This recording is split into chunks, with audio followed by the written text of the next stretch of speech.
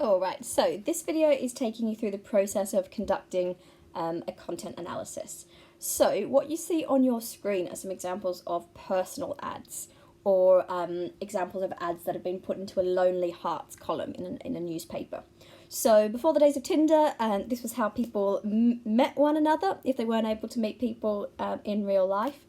So these are ads that people would pay to have published in the newspaper, typically advertising a little bit about themselves and what they're seeking in a partner. And then the person who's reading that could then write to the newspaper, who would then forward on their details and their message to the person who placed the advertisement. So not something that's very common nowadays, but still we can do some really interesting content analysis on these personal ads.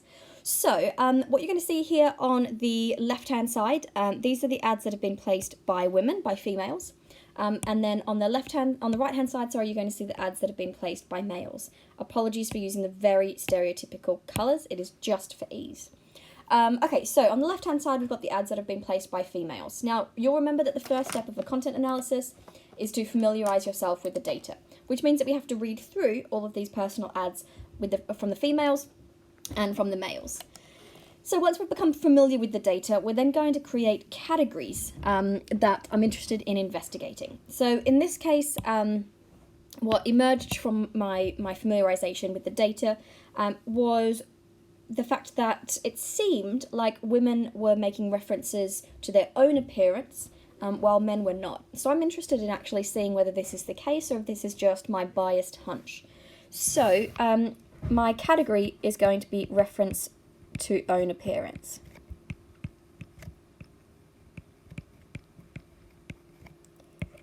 And I'm going to create a tally here for females and males. So obviously when you're doing this yourself, you'll leave much more room to do the tally.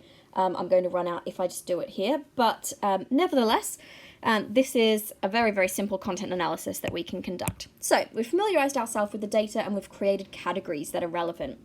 I've created my coding system, my very, very simple grid here. So my next step is to tally the number of times a category arises in the data set. So let's just have a look at this first female example here.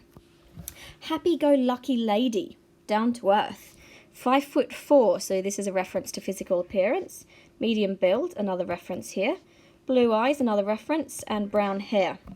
Loves music and countryside, would like to meet, honest male for companionship. There's some really great acronyms here. You can have a go at trying to work some of them out for yourself. So in this first advertisement, we've got 1, 2, 3, 4 examples of a female referencing her personal appearance. So there we go, we're going to tally that 4 times. So let's jump over to the male example now. So, part-time poet, 30, seeks fell-wandering muse to share peaks, valleys, melodies, bass lines, the best of rhymes and puns. Okay, interesting. No reference to own appearance there.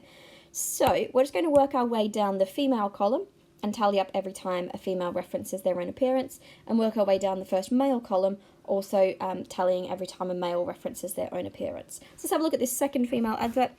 Honest female, 62, would like to meet honest and trustworthy male of similar age for friendship. No, nothing there. Third advertisement, intelligent, slim, blonde. Now, this is where the subjectivity comes in. Do we count that as 1, slim blonde, or slim and blonde? I'm counting it as 2, but that could just be my bias. 27, 5'9", with good sense of humour. 6, tall, an honest male of similar age for fun and romance. Now notice how I'm not tallying seeks tall, because that's not reference to own appearance. That's reference to what they are seeking in a partner. We just work our way down for all of those Lonely Heart adverts, and we tally up every time there's one of those references. So here we've got another 1, 2, 3. Let's just go back to the male.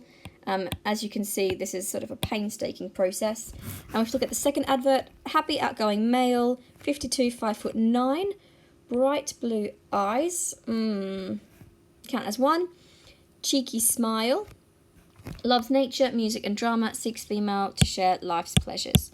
So in this instance then, we've got 1, 2, 3 references to own appearance. Now once I work my way through all of this data set, I'm then able to come to an overall total for the number of references. So I can see here, if this was my entire data set, that women reference their physical appearance twice as often, more or less, as males. And then from that, I might be able to make some sort of conclusion about what that means. So you can see that it's a lengthy process, but you can yield some really interesting data. So when you're conducting the content analysis of your own, either using this data set or one that you find yourself, this is the process that you're going to go through. Familiarize yourself with the data, create categories. In this case, I just want you to create one category where you can make a comparison, just to make it really, really simple.